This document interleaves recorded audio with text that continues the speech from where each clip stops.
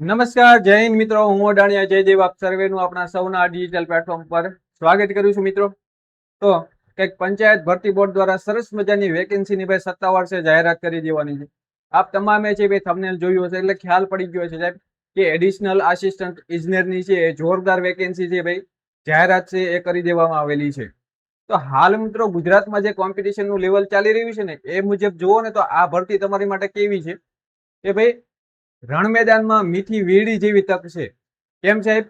કેમ કે અત્યારે ગુજરાતમાં કોમ્પિટિશનનું જે પ્રમાણે લેવલ છે ને એ મુજબ છે વિદ્યાર્થીઓ અથવા તો ઉમેદવારોની સ્થિતિ કેવી છે.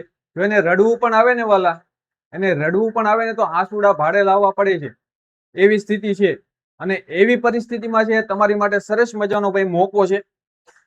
અને આપણે છે એ આગળ વાત કરીએ સાહેબ કોણ કોણ ફોર્મ ભરી શકે છે. સાહેબ આના રોકડા એટલે કે પગાર લેવલ સાહેબ શું રહેવાનું છે, એક્ઝામ પેટર્ન શું છે, આની વિગતવાર મિત્રો છે આપણે આગળ વાત કરીએ. એની પહેલા છે જે પણ ઉમેદવારો છે ભાઈ નવા હોય તો આપણા પ્લેટફોર્મ સાથે મિત્રો અચૂક જોડાઈ જજો અને કંઈક મજા પડે એવું હોય તો લાઈક કરી દેજો. તો આપણે સેશનની શરૂઆત કરીએ મિત્રો. વાત કરીએ તો ભાઈ પંચાયત ભરતી બોર્ડ દ્વારા છે એ અધિક મદદનીશ ઇજનેર ઇલેક્ટ્રિકલ વર્ગ 3 ની છે ભાઈ જોરદાર વેકેન્સી જાહેરાત છે કરી દેવામાં આવેલી છે. કેટલી વેકેન્સી છે સાહેબ? તો ભાઈ કુલ જગ્યાઓ છે એ 200 છે. ઓકે, 200 છે જગ્યાઓ છે. વાત કરીએ તો ભાઈ સામાન્ય એટલે કે જનરલ કેટેગરીમાં છે 141 છે જગ્યાઓ છે રહેવાની છે. ભાઈ આનું સત્તાવાર નોટિફિકેશન છે તમારે જોઈતું હોય તો આપણી ટેલિગ્રામ ચેનલ પર છે તમને મિત્રો મળી જવાનું છે. જનરલ કેટેગરીમાં જોઈએ તો 141 વેકેન્સી છે. અને ટેલિગ્રામ અથવા તો આપણા સોશિયલ મીડિયાની લિંક્સ છે હું તમને છે એ વિડીયોના એટલે કે આ સેશનના ડિસ્ક્રિપ્શનમાં છે આપી દઈશ, ત્યાંથી તમે છે અચૂક છે જોઈન થઈ જજો. 200 વેકેન્સી રહેવાની છે મિત્રો. જનરલ કેટેગરીમાં 141 છે, એસસીબીસી એટલે કે ભાઈ ઓબીસી માં છે 39 જગ્યાઓ છે અને એસટી માં છે 20 જગ્યાઓ છે. ડન છે.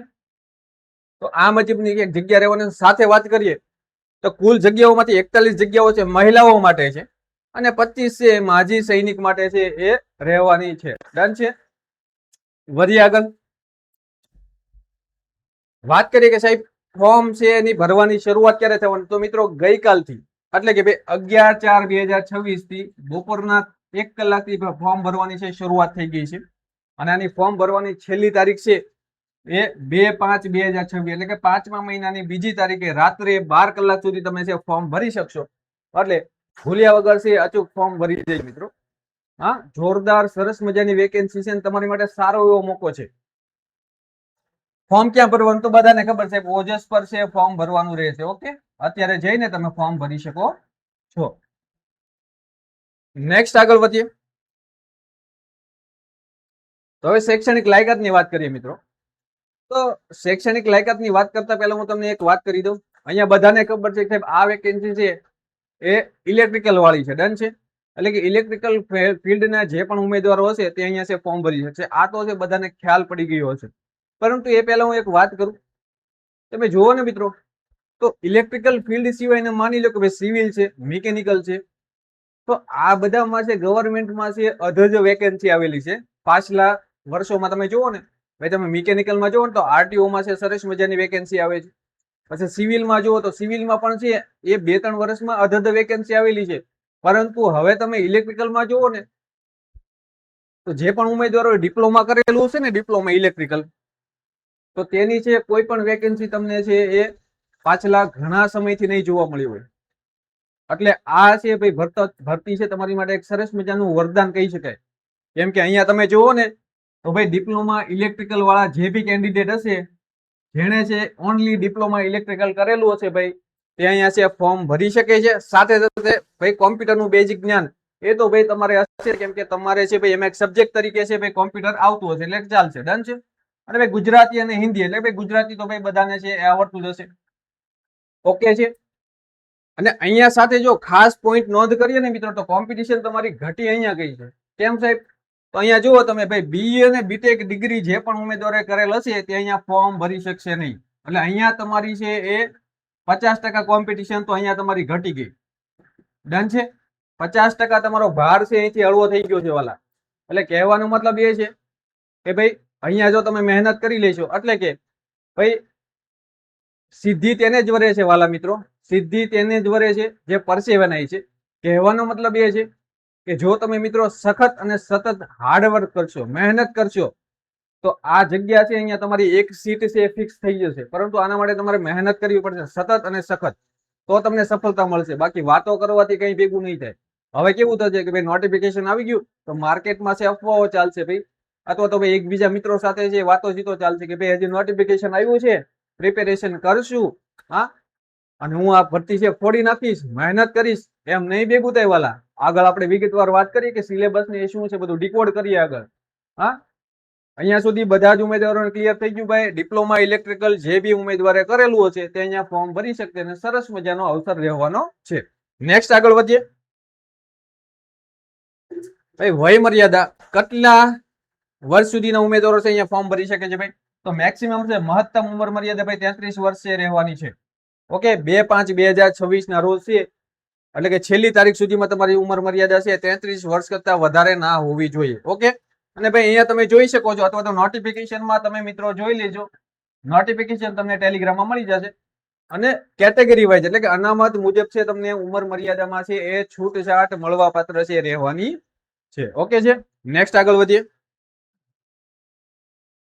હવે વાત કરીએ કે સાહેબ અમે જેના માટે છે સખત સતત દિવસ રાત છે એક કરીએ છીએ એનું કહો તમે. એટલે કે સાહેબ રોકડા કેટલા? હા, રોકડા તમે કયો તો અમને ખબર પડે તૈયારી કરવાની, પ્રિપેરેશન કરવાની. તો અહીંયા મિત્રો રોકડા તમારા રહેવાના છે.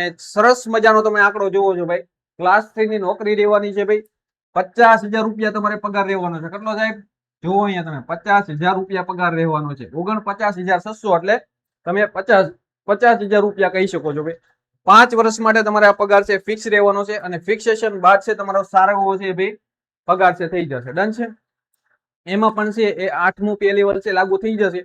એટલે ગણતરી કરો ને મિત્રો તો તમારે છે અહીંયા અંદાજો રાખવાનો ભાઈ 80,000 પ્લસ. ઓકે, 80,000 પ્લસ છે એ તમારો પગાર છે એ થઈ જશે. પણ ક્યારે વાલા? જ્યારે વેકન્સી એક સીટ તમારી અહીંથી છે ફાઇનલ થઈ જશે ત્યારે. હા, ખુલ્લી આંખે સપના જોશો ને તો ક્યારે ભાઈ ખુલ્લી આંખે ભાઈ સપના છે તમે જોશો અને એના પૂરા કરવા છે તો ભાઈ એના માટે શું કરવું પડશે? તમારે મહેનત કરવી પડશે વાલા. મહેનત, મહેનત અને મહેનત, સતત મહેનત કરવી પડશે વાલા. ડન છે. હવે નેક્સ્ટ આગળ વધીએ વાલા મિત્રો. તો હવે વાત કરીએ કે સાહેબ પસંદગી પ્રક્રિયાની સિલેક્શન પ્રોસેસ શું રહેવાની છે, પ્રોસિજર આખી શું રહેવાની છે. તો આની પહેલા એક સરસ મજાની મિત્રો વાત કરું તો ચાણક્યએ કહ્યું છે કે યુદ્ધના મેદાનમાં ઉતરતા પહેલા તમારા કોમ્પિટિટર એટલે કે તમારા દુશ્મનની તાકાતનો ભાઈ તમને અંદાજ હોવો જોઈએ. તો અહીંયા આપણો દુશ્મન કોણ છે સાહેબ? તો અહીંયા આપણો દુશ્મન છે એક્ઝામ પેટર્ન, તેનો સિલેબસ. તો આ બધું છે આપણે ડીકોડ કરીએ આગળ. ડન છે. તો ભાઈ તમારી એક્ઝામ પેટર્ન શું રહેવાની છે? સિમ્પલ છે તમારું ભાઈ એક પેપર રહેવાનું છે. ડન છે. પ્રિલિમ્સ લેખિત પરીક્ષા તમારી રહેવાની છે. કેવી રહેવાની છે? MCQ બેઝ રહેવાની છે તમારી એક્ઝામ. ઓકે, બની શકે કે એ ભાઈ CBRT મુજબ આવી શકે, યા તો છે એ ઓફલાઈન આવી શકે. આનું આઈ થિંક છે એ નોટિફિકેશનમાં ક્લિયર નથી જ્યાં સુધી મને ખબર છે ને ત્યાં સુધી. બાકી ડન છે. બાકી તમે છે એ એકવાર છે વેરીફાઈ કરી લેજો કે ભાઈ CBRT મુજબ છે કે ભાઈ ઓફલાઈન છે. ઓકે, અને ભાઈ એક લેખિત પરીક્ષા આપશો એટલે સીધું તમારું સિલેક્શન ડી વિભાગ. ઓકે, એક જ એક્ઝામ રહેવાની છે, એ પણ MCQ બેઝ રહેવાની છે, ડિસ્ક્રિપ્ટિવ રહેવાની નથી, લેખિત નથી, MCQ બેઝ રહેવાની છે. અને એની ભાઈ પેપર પેટર્ન શું છે તે આગળ જોઈએ ને. આમાં કોઈ પણ પ્રકારનું ભાઈ ઇન્ટરવ્યુ નથી, સીધું જ તમારું છે એક પેપર આપશો, એક પેપર ફોડી નાખ્યું ભાઈ એ તમે વિંધી નાખ્યું અને પાસ કરી લીધું એટલે સીધું તમારું સિલેક્શન થવાનું છે. હવે જોઈએ કે ભાઈ પરીક્ષાની પદ્ધતિ શું રહેવાની છે. વાત કરીએ એમ કે ભાઈ એક પ્રિલિમ્સ નું પેપર રહેવાનું છે, 200 ગુણનું ભાઈ તમારું પેપર રહેશે. ઓકે, 200 ગુણનું તમારું છે પેપર રહેવાનું છે વાલા. અહીંયા તમે જોઈ શકો છો. પરીક્ષાનો સમય તમને મળશે 3 કલાકનો, 180 મિનિટ તમારી પાસે હશે. નેક્સ્ટ જોઈએ કે ભાઈ નેગેટિવ માર્કિંગ છે 0.25 માર્ક્સ એ નેગેટિવ હશે. હવે અહીંયા ઘણા ખરા ઉમેદવારો છે ભાઈ સપનાઓ જોવા મળ્યા છે કે શું હા વેકેન્સી આવી ગઈ છે, હવે છે હું બાકાજીકી બોલાવી દઈશ, હા અહીંથી સારો એવો સ્કોર કરી લઈશ અને હવે પાસ થઈ જઈશ. તો મિત્રો આ જેટલું તમે છે ભાઈ અહીંયા આ જોઈને સમજો છો ને એટલું ઈઝી નથી. આ ડન છે, આટલું ઈઝી નથી ભાઈ, મહેનત કરવી પડશે આના માટે. હવે આગળ સિલેબસ જોઈએ.